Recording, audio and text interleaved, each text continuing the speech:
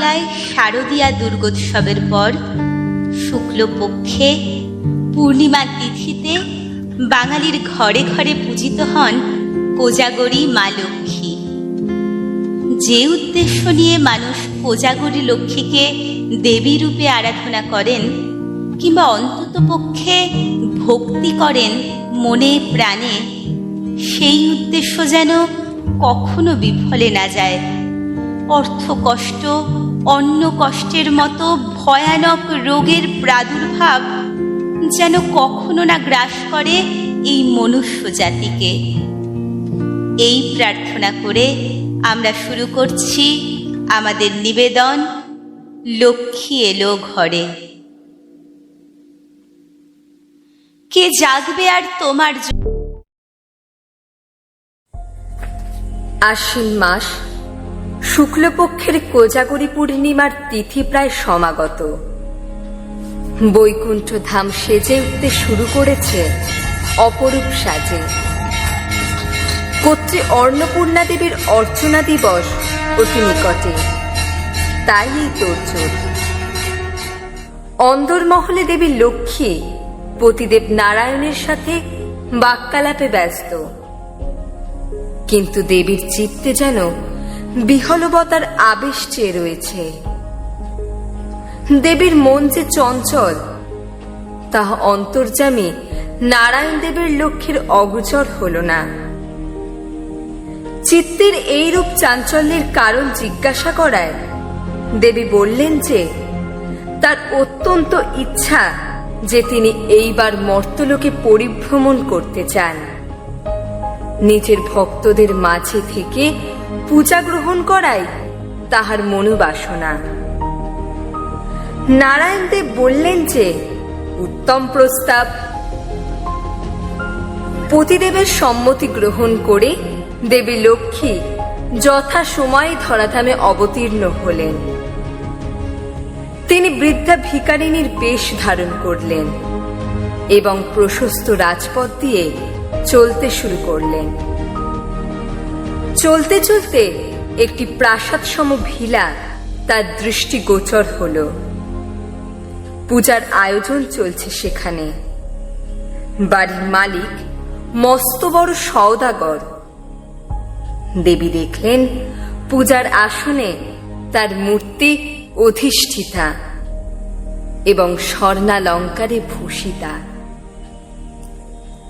সামনে ভোগের উপাচার পরিপাটি করে সাজানো রয়েছে। মহা ধুমধামের সাথে সম্পন্ন হচ্ছে পূজা অর্চনা।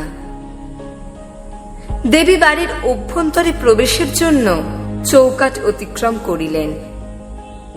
বাড়িতে ভিকারিনীকে প্রবেশ করতে দেখে বাড়ির কর্ত্রী অত্যন্ত ক্রোধান্বিত হলেন। পাছে পূজার শুচিতা ভঙ্গ হয়, সেই জন্য তিনি ছদ্মবেশী দেবী লক্ষ্মীকে অভ্যন্তরে প্রবেশ করিতে দিলেন না। পূজার প্রসাদ চাইলে তিনি দেবীকে অপমান করেন এবং বলপূর্বক গৃহত্যাগ করতে বাধ্য করেন। পীড়িত অপমানিত হয়ে দেবী লক্ষ্মী সেই গৃহ পরিত্যাগ করেন। কিছুক্ষণ পর খবর পাওয়া যায় সওদাগরের জাহাজ ফেরার পথে মাঝ সমুদ্রের ঝড়ের মুখে পড়ে সলিল সমাধি ঘটেছে ও তার কোনো খোঁজ পাওয়া যায়নি। বাড়ির কর্ত্রীর পরিত্রাহী আর্তনাদে চারিদিকে শোকের ছায়া নেমে এলো।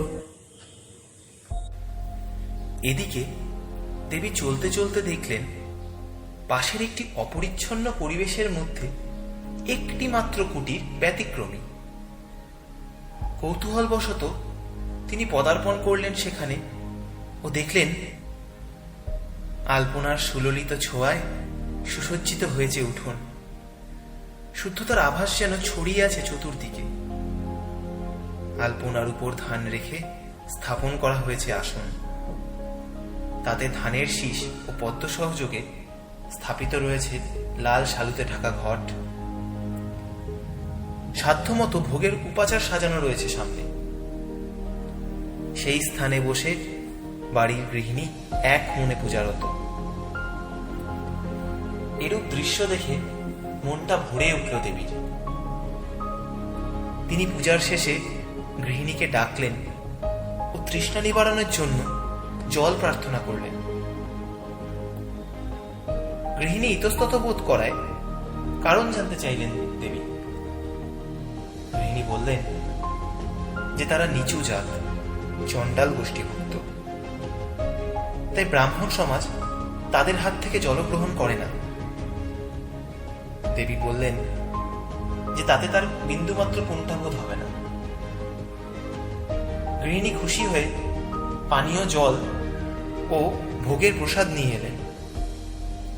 দেবী পরম তৃপ্তি সহকারে তা গ্রহণ করলেন ও মন ভরে আশীর্বাদ করলেন তাকে। অতঃপর গৃহিণী ঘরে প্রবেশ করে দেখলেন যে মা লক্ষ্মীর আসন গয়নায় পরিপূর্ণ, চতুর্দিকে ছড়িয়ে আছে নানাবিধ অলংকার। তিনি ছুটে বাইরে এসে দেখলেন যে তার বৃদ্ধা অতিথি ভিকারিনীটি আর নেই সেখানে।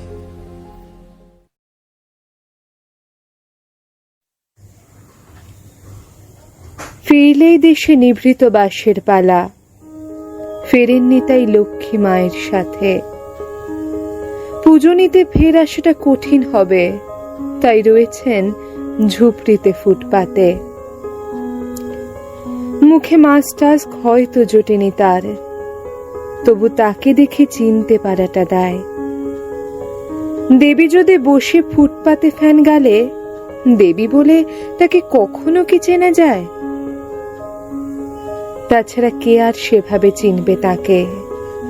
নাই যদি তিনি থাকেন শালঙ্কারা, চেনা ধরাচূড়া যদি না পড়েন, তবে দেবী বলে তাকে মান্য করবে কারা?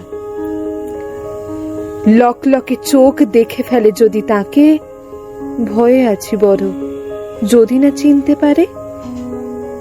যদি তাকে স্রেফ ফেলিটুসি ভেবে বসে, আসবেন তিনি আবারও পরের বারে।